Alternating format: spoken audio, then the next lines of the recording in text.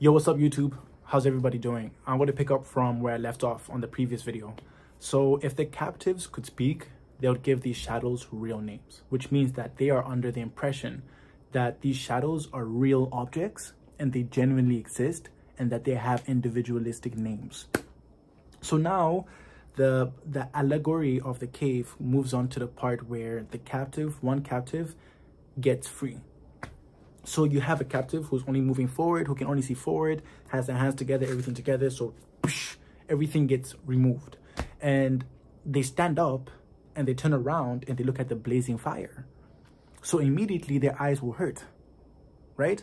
Because all along they've been looking at a shadow and they're looking at darkness. So when they look at the light, it hurts. It hurts so much to the point where they even considered to just go back to going back and being a captive. Right? So you can imagine their reaction when they see that the shadows are not real and they are only mere reflections of real objects. So what if somebody were to tell them that everything that you've ever understood has been a delusion and an illusion, and that everything you've ever known has actually been fake, because now you actually have the chance to look at what's real, which is the object in a burning fire, and that you're in a cave. And of course, the person might be in disbelief. Of course, he might be agitated. Of course, he might complain. And eventually, the captive gets the opportunity to get out of the cave. So they use the walls to go through. They don't even use the walls. They just get out of the cave, and then they look at the real sunlight. Okay, now you're looking at the sun, and again, your eyes are agitated. Again, you're complaining. Now you're agitated, and you just want to go back to the cave and be a captive again. And what happens is the freed captive begins to only focus on the shadows of everything, right? Because it's so used to spending its whole life looking at shadows. So it takes some time for the captive to finally realize that, hold up, these shadows are not real. They're only shadows of real objects. So the captive sees the trees, it sees the birds, it sees real human beings, right? It sees the sky and it sees the sun. And as time progresses, the captive now starts to feel a very high sense of gratitude for this transformation. It starts to feel a sense of liberation for this opportunity to sort of be able to take a step out of the cave and finally be able to be one with the world, to be one with the earth. And so in this time, the captive now feels this sense of pity for the captives who are still in the cave. So what he does is he tries to go back to share this privilege, right? And when he goes back, right, before we go into there, imagine if the captives that are currently in the cave had this award ceremony, this honors ceremony, where they would give awards and trophies to captives, to each other, on who can best distinguish the shadows, right? Let's say, for example, there's a shadow of a bird, and whoever can sort of acknowledge that, hey, this is the shadow of the bird, or rather they have their own names for it, would get an award. The person who can predict the next shadow that's going to be seen will get an award, right? So the idea is they've come up with this own ceremony of things, right? So the guy who's now been liberated, the one who's now stepped out of the cave, do you think he would ever want to be a part of that award ceremony? Do you think that he would ever want to come back and be like, you know what, I want to be the one that people admire here? I want to be the captive who people can come up to me and be like, oh my God, you're that guy, or you're that girl, whatever. But in this scenario, that you're that guy. No, because you have seen that the shadows are fake. They are only reflections of objects that the captives don't even know about. So that the newfound captive who's been liberated would lose all sense of wantingness to be a part of the captives anymore. And now let's go deeper. Let's say, for example, the captive then goes back in the cave. And when he goes back to the cave, since he's so used to the sunlight, he has to use the walls to move back. Like he comes in with a sense of like confusion because he's so used to the sunlight. So now he's like, his eyes have to readjust to the darkness and everything. So when he comes back, the other captives might look at him and be like, oh my God, look at what happened to him. He left the cave and now he's come back looking so disorientated. He's looking so confused. What a waste of time. Imagine if, for example, the liberated captive then tries to share this knowledge of what's really existing in the world with other captives. They would laugh at him. They would mock him. They'll be sarcastic with him.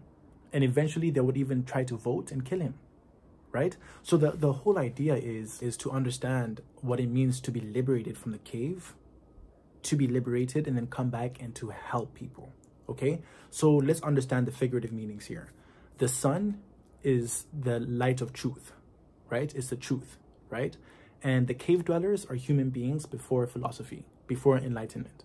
And the alienation of the philosopher, the captive who gets free and comes back and is alienated, is the experience that a lot of people who know the truth have whenever they get enlightenment and they try to help people. Okay, and what you have to understand is wisdom begins with accepting that you're ignorant. That's the truth. You have to accept that you are an ignorant person before you can sort of begin on the journey of wisdom. And going back to the captive who's free, the question is, would the captive who's free ever want to go back into the cave? There's a quote that goes like this: "One would rather wish in earthly life to be a humble serf of a landless man." Okay, so in the olden times, a serf is like a servant towards someone who owns a piece of land. So they would work on the land, and every now and then they would pay the person who owns the land some money. So if you are a servant to a man who doesn't have land, that means that what you're doing is pretty much pointless. But for one to choose to be a serf means that you want to be a servant, and two, for one to work for a landless man means that you want to do pretty much pointless work. So that double meaning comes together to emphasize just how much one would be willing to do anything else than to be in the cave, right? So moving on, we also have to understand that what it means to be outside of the cave, quite literally, is to have enlightenment. It means to be able to reason. So what it means to leave the cave means to have enlightenment. It means to have reason, to have thought. To stay in the cave is literally basing your life off senses, right? Your sensory vision, which means that taste, eyes, touch, feeling, smelling. That's what your life is, right?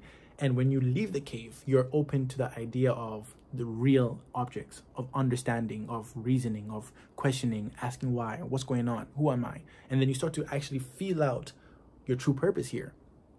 And going deeper, it's ideally, not even, so going deeper, we don't choose to be in the cave. We are born there, right? And it is up to us to liberate ourselves from being in the cave, right? And to sort of explain the reality of what it means to be in the cave in terms of the world is to understand that the vast majority of us live within the cave. We live within this darkness. We live within a world that tells us that getting a high status job and getting all of these achievements and getting all of these awards are the most important thing. You know, having a high status job and getting a degree and getting a master's.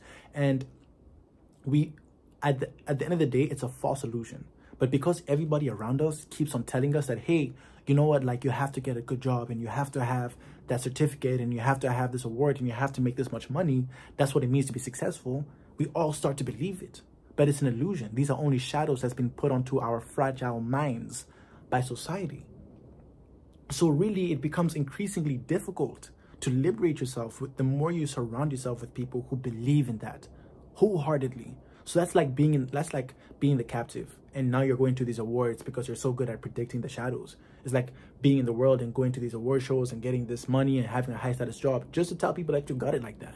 And it's just one of those things where it's like you really have to liberate yourself.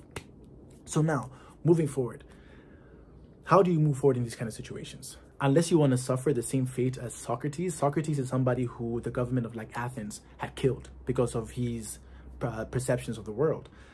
Unless you want to suffer the same fate as the captive who goes back and gets alienated, that's what's going to happen to you. So ideally, if you ever want to teach somebody something, treating them like they're stupid is the most ineffective way to do so. From my own personal life, when someone makes me feel like I'm stupid or they have this derogatory way of going about things and like decondescending ways, I feel a little bit of a defense. I'll still be able to practice empathy, but I'll still feel a little bit defensive, right? So when it comes down to other people, you can't go up to them and be like, hey, this is this and this and this, and you have to read this book and you have to read this book. What you actually have to do is be able to be like, you know what? I don't know. First, you have to acknowledge that. You have to be like, okay, now that I'm out of the cave, I have to admit to myself that I don't know what wars are supposed to achieve. I don't know what the government is supposed to be doing. I don't know how relationships are supposed to best thrive, okay? You have to say, I don't know, because the truth is we don't, right? So when you speak to somebody, you might want to open the discussion with like a small topic and then let them talk. Because a lot of the times it even says in the extract that people will be so boastful. They'll be so like, like they know everything, they know everything, they know everything. But you got to be humble enough to be like, okay, you have to tolerate that. And you let them talk and you talk and you let them talk. And slowly you can sort of plant the seed of enlightenment into their minds, of understanding that, hey, like, you know, getting that fast car is not as important, man. Like, going to that award show or getting that high degree in a master's for the sake of having it is not worth it. You know, like, you might want to sort of dig deep into how you feel in the world and your purpose, right? So relating this back to my song Plato's Cave, which is dropping next week, Friday, November 1st, it talks about, there's a verse that says, sorry, I say the verse, I've been doing Bible study lately. There's a verse actually in the song that goes like, I feel like I stepped aside of Plato's cave. So what I'm trying to, like, I want to say a little bit more, but it's like, do I got to say a little bit more? But I just want to leave it to that. But I speak about that, man. And I talk about finding purpose, and I talk about really navigating your life through alcohol and weed and what it means to abuse these drugs in a society, right? Because the more you believe these illusions of what it means to be a human being in the world, like awards and having nice cars, sometimes the more of a headache you can get. I don't know if you guys know who Alan Watts is, but Alan Watts was like, it's interesting how people feel as though they have more of a mission to do than to just be alive. Quite frankly, your only like purpose as a human being is to survive, man. Just be alive. That's literally it. Like, just being alive and experiencing the world is literally it, right? This whole idea of now being alive plus having a car, that's how people go into like debt, right? You want to get that car that you can't afford. You want to live in the house that you can't afford, or the apartment, and now you're living in debt, working like literally paycheck to paycheck, and all the money that you get goes straight to the bank. And what's it for, right? So it comes down to the point of really having to sit down with yourself and really like detaching all of these illusions that's been plastered onto your mind by society. Sometimes that could even mean isolating yourself sometimes, because you're like, hold up, like, I gotta really deconstruct this whole thing. And Plato's Cave goes really deep into that. It's a song that I'm so excited for, honestly, for you guys to hear. And that concludes the video for Plato's Cave. And stay tuned for more videos that's coming through.